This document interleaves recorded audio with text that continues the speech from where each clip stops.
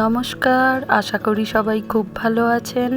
মনের কোণে নতুন একটা ব্লগে আপনাদের অনেক অনেক স্বাগত। আজ রবিবার, দুপুর এখন 1টা বেজে গেছে। আজকে কাঁকড়া এনেছে। বহুত দিন পর বাড়িতে কাঁকড়া এনেছিল সেই 11:30টার সময়, কিন্তু এগুলোকে ধুয়ে বেছে পরিষ্কার করতে করতে দুপুর 1:15 হয়ে গেল। বাকি সব রান্নাই হয়ে গেছে, এবার শুধু কাঁকড়ার তরকারিটা করলেই হয়ে যাবে। আমি সব কেটে কুটে দিয়েছি, মা রান্নাটা করবে। মা একটু তাড়াহুড়োই করছে, কারণ মাকে আবার ফিজিওথেরাপি করতে চলে আসবে। এই যে দুপুর 2টোর মতো বাজে, রান্নাও হয়ে গেছে।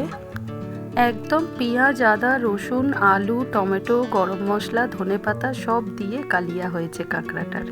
মায়ের একটু বেরোনো ছিল, তাই মা রেডিও হয়ে গেছিল, কিন্তু সেই সময় মেয়েটি চলে এসেছে, তাই মা আর যেতে পারলো না। বলছে আজকে আর যাবেও না। এই মেয়েটি মায়ের ফিজিওথেরাপি করছে, আজ 18 দিন হয়ে গেল। 21 দিন ধরে করতে বলেছে। মেয়েটি খুবই ভালো আর খুব ভালো কাজও করে। আমার ছেলেকে তো খুবই ভালোবাসে, আমার ছেলেও ওকে খুব ভালোবাসে।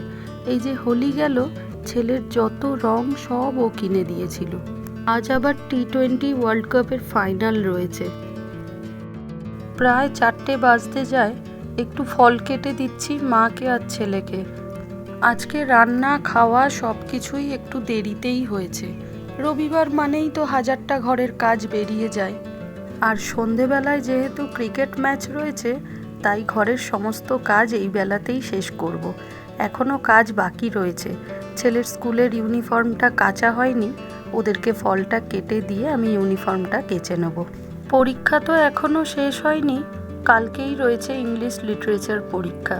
তাই ওকে বোঝাচ্ছি ফল টল খেয়ে একটু পড়ে নে, কারণ সন্ধ্যে থেকে তো আর কোনো মতেই পড়তে বসবে না। ছেলের পরীক্ষা থাকলে আর টিভি রিচার্জ করা হয় না আমাদের, কারণ ছেলে তো একটু কার্টুন টাটুন দেখে, সেই কারণেই আর টিভি রিচার্জ করিনি।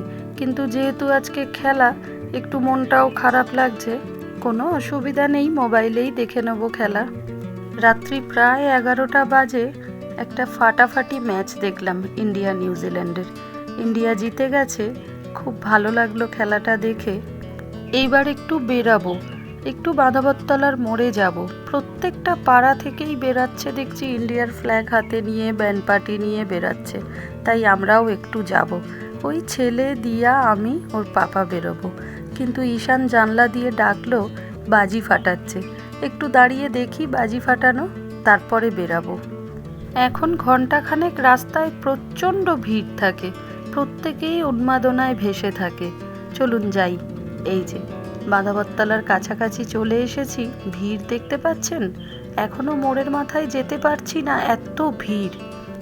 সবাই যে যার মতো করে আনন্দ করছে, কিছু বাজিও ফাটাচ্ছে, তবে এত ভিড় হয়েছে বাজি ফাটানোর জায়গাই পাচ্ছে না সেইভাবে। আমাদের পাড়া থেকেও অনেক ছেলেরাই এসেছে, ওই যারা মাঠে খেলে তারা সবাই এসেছে, কিন্তু এত ভিড়ে কোথায় গেল বুঝতে পারছি না। এই যে গোল করে দাঁড়িয়ে রয়েছে দেখছেন, এরা সবাই আমাদের পাড়ার ছেলে। ওরা আলাদা এসেছে, আমরা আলাদা এসেছি। আমি বাইকে করেই এসেছি, তাড়াতাড়ি ছেলেকে নিয়ে চলে যাব, কারণ কাল তো আবার ছেলের পরীক্ষা, সকালবেলায় উঠতে হবে।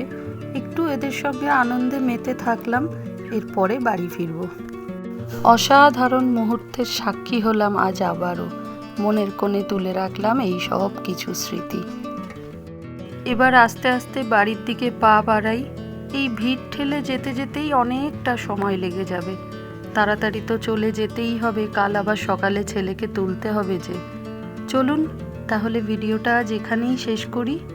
ভিডিওটা ভালো লাগলে একটা লাইক করবেন, কিছু ভুল ত্রুটি থাকলে অবশ্যই কমেন্টে জানাবেন, আর সাবস্ক্রাইব করে পাশে থাকবেন।